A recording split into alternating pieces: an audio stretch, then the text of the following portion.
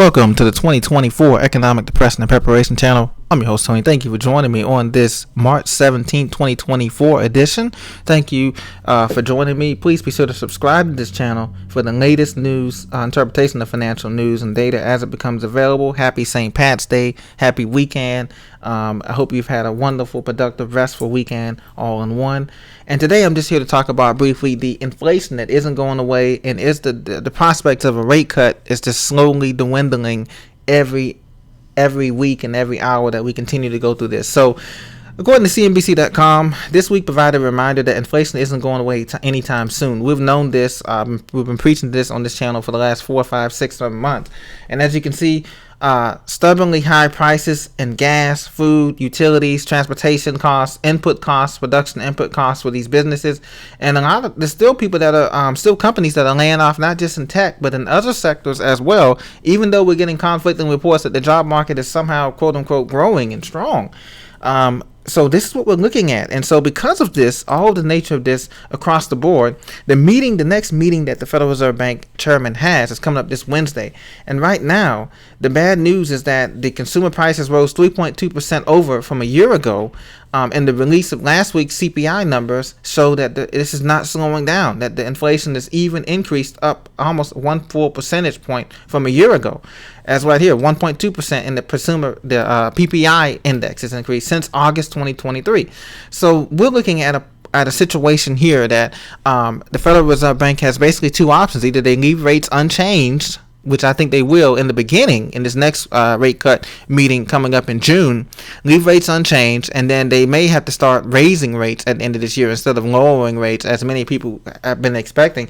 Many economists are expecting them to be cutting these rates, but I don't think that's going to happen with this inflation going up from airline fares, used vehicles, to products like beef, as this continues to cut into most Americans' budgets. So Market Watch had this article, is a June rate cut still possible? Fed Power will look into options open this week, as I alluded to earlier.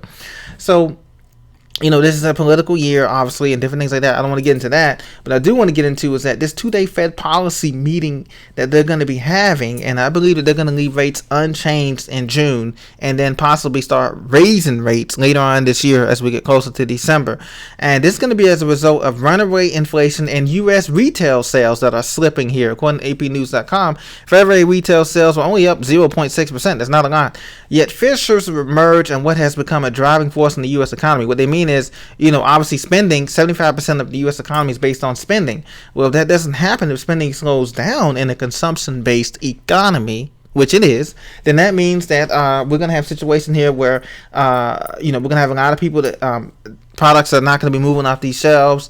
We're already in a trade deficit with many of the countries that we trade with. And so that means that gas prices are going to be going up. That means the economy is going to be slowing down into technically 1/4 of a recession. We're already in a recession, but they haven't admitted it yet, as you know.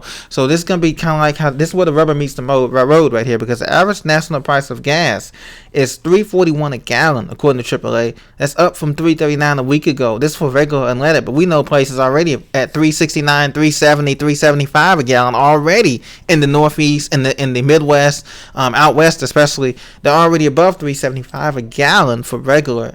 If you guys on premium, that's already at $4.20 a gallon, easily $4.30, $4.40. So it's nothing surprising there. So these numbers are going to continue to go down. Unfortunately, government spending is going to continue to be elevated, increased, because we have these conflicts, internal conflicts, we have external conflicts with wars and all that stuff going on.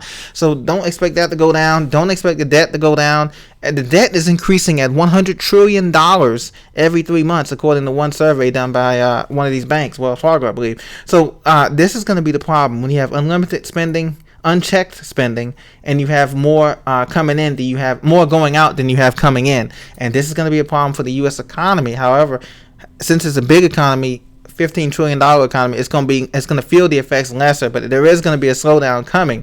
Now, like I said, we only added 275,000 jobs, right? According to this report, that underscores the U.S. economy's resilience, quote unquote, despite efforts of the U.S. Federal Reserve to knock down inflation by slowing spending.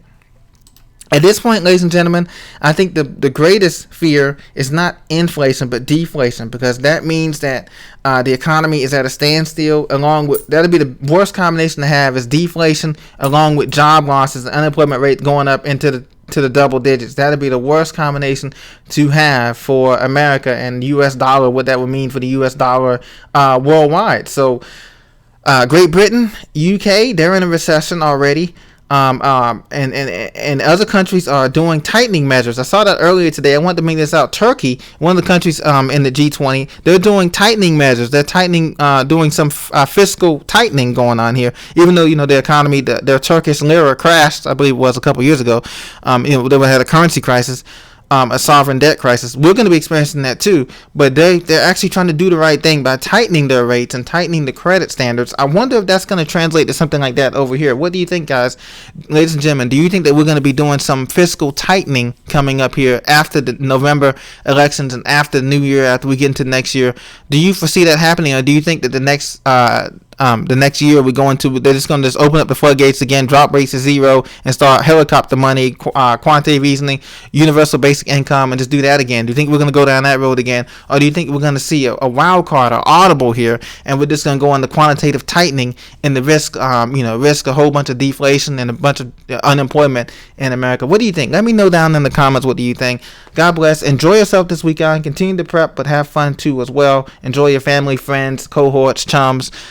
Everyone as you can. It's a blessing to be alive no matter where you're at, America, the UK, India, Asia, Africa, South America. Thank you for listening. I'll talk to you very soon. God bless.